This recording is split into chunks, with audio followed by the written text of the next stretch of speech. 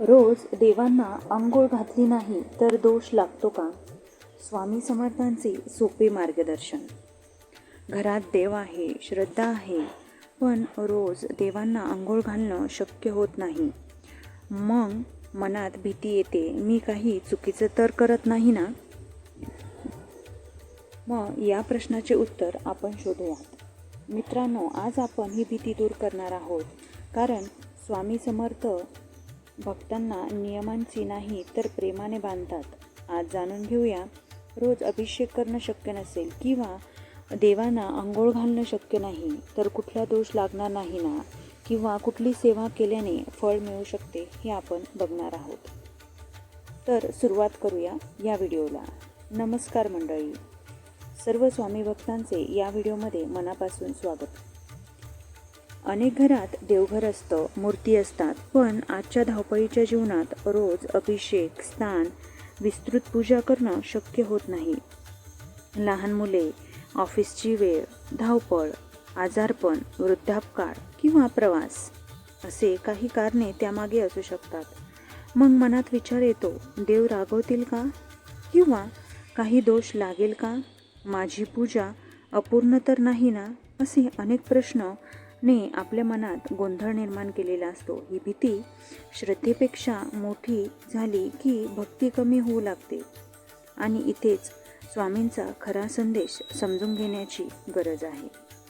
सर्वप्रथम आपण बघूयात की शास्त्रात देवाच्या मूर्तीला स्नान घालणं, अभिषेक करणं हे उत्तम मानलं जातं. पण हे नियम मंदिरात नित्यपूजा पद्धतीसाठी आहेत. घरच्या पूजेसाठी सर्वात मोठा नियम म्हणजे भक्तिभाव आणि भावना आहेत. जर रोज स्नान घालणं शक्य असेल तर खूप चांगलं आहे, त्याबद्दल काही विचारण्यास नको. परंतु जर स्नान घालणं शक्य नसेल तर पूजा थांबवायची नसते.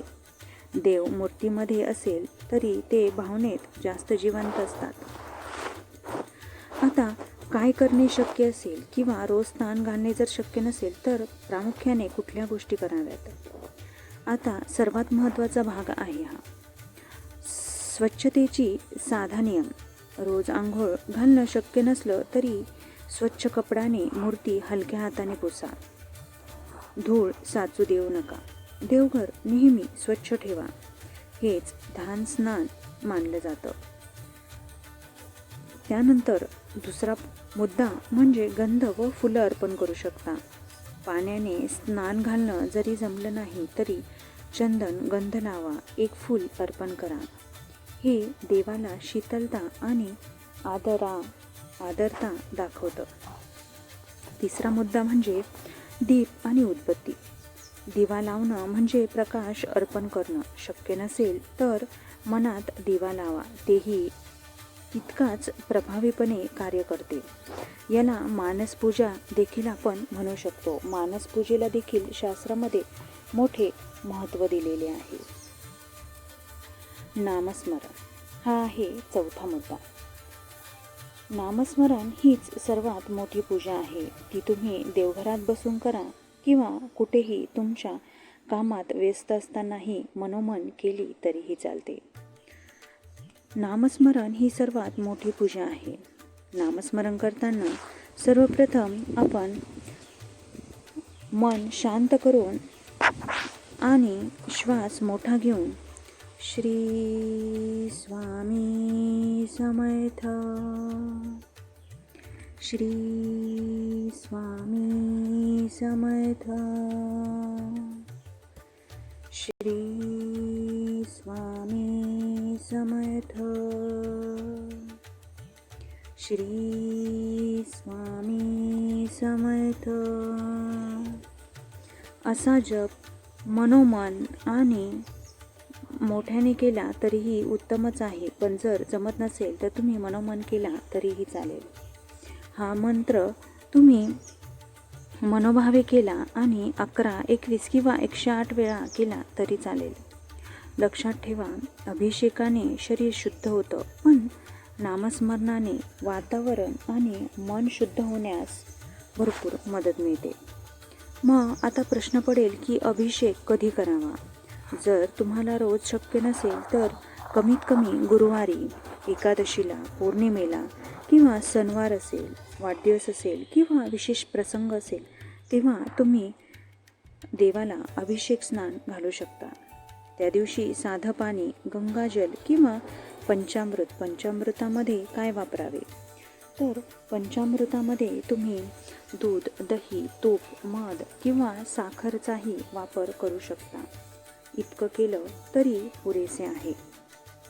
आता 5वा मुद्दा म्हणजे काय टाळावं? सहसा मूर्ती घाणेरड्या हाताने पुसू नका. रागात किंवा चिडचिड स्वभावामध्ये किंवा चिडचिडे वातावरणामध्ये पूजा करणे टाळा. जबरदस्ती नियम पाळताना मनात ताण देऊ नका. जबरदस्तीने नियम पाळून कुठलीही सेवा किंवा पूजा केली जात नाही. देव भीतीत नाही तर प्रेमाने आणि मनोभावे सेवा करा. मुद्दा नंबर 6 म्हणजेच स्वामी समर्थांचा संदेश जो आपण या व्हिडिओमार्फत जाणून घेणार आहोत.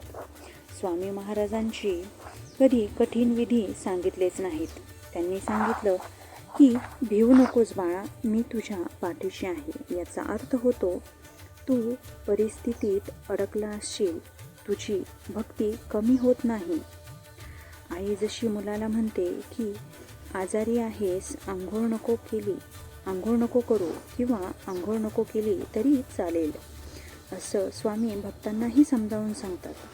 किंवा हा तर झाला पहिला मुद्दा की देवांना आंघोळ घालण्यास आपण शक्य नसेल तर काय करावे. किंवा आता दुसरा मुद्दा म्हणजे आपण स्वतः आंघोळ करणं शक्य नसेल तर तेव्हा देखील आपण देवासमोर शांत बसून मनोभावे जपन किंवा नामस्मरण करू शकता. याची 2 उदाहरणे म्हणजे एक वृद्ध आजी आहे, तिला वाकून अभिषेक करता येत नाही. ती फक्त हात जोडूनच म्हणते. मग त्यावेळेला स्वामी महाराज, आज मला जमत नाही पण तुम्ही माझ्या मनात आहात, असं तिने म्हटले तरी चालेल. सांगा स्वामी त्या आजीवर का रागवतील? असा एक सबंध प्रश्न आपल्या मनात नक्की उद्भवेल. ती तिच्या प्रेमाने आणि श्रद्धेने ही सेवा करत आहे, म्हणजेच स्वामी महाराज तिला नक्कीच प्रसन्न होतील. तर लक्षात ठेवण्यासारखी काही मुद्दे आज आपण बघितले आहे. रोज अभिषेक नाही केला तरी दोष लागत नाही. स्वच्छता आणि श्रद्धा म्हणजेच पूर्ण पूजा असते. नामस्मरण हेच सर्वात श्रेष्ठ आहे. आणि स्वामी समर्थ भक्तांना भावनेने उत्तर देतात किंवा भावनेने पूजा करा याचा सल्ला स्वामी समर्थ महाराज भक्तांना देतात. देवाला तुमचा वेळ नाही तर तुमचं मन हवं असतं. तर मग सर्व स्वामी भक्तांनी आजपासून भीती नाही तर श्रद्धा ठेवूया. नियम नाही जमत तरी मान सोडू नका, कारण स्वामी समर्थ नामातच मोठं गूढ रहस्य दडलेलं आहे आणि तिथेच भक्तीचं सार्थीकरण होतं. तू 1 पाऊल टाक, मी 100 पावलं पुढे येईन, असे स्वामी समर्थ महाराज आपल्या भक्तांना वेळोवेळी सांगत असतात. तर हाच होता या व्हिडिओमधील सबंध माहिती. अशाच नवनवीन व्हिडिओजसाठी या चॅनलला सबस्क्राईब करा आणि बेल आयकॉन दाबायला विसरू नकाच. तोपर्यंत सर्व स्वामी भक्तांना मनापासून श्री स्वामी समर्थ. सर्व स्वामी भक्त मनापासून सेवा करतील आणि सेवेकरी होतील हीच मी स्वामीचरणी प्रार्थना करते आणि मनोमन सर्वांना श्री स्वामी समर्थ असा नामजप करण्यास प्रवृत्त करते. धन्यवाद.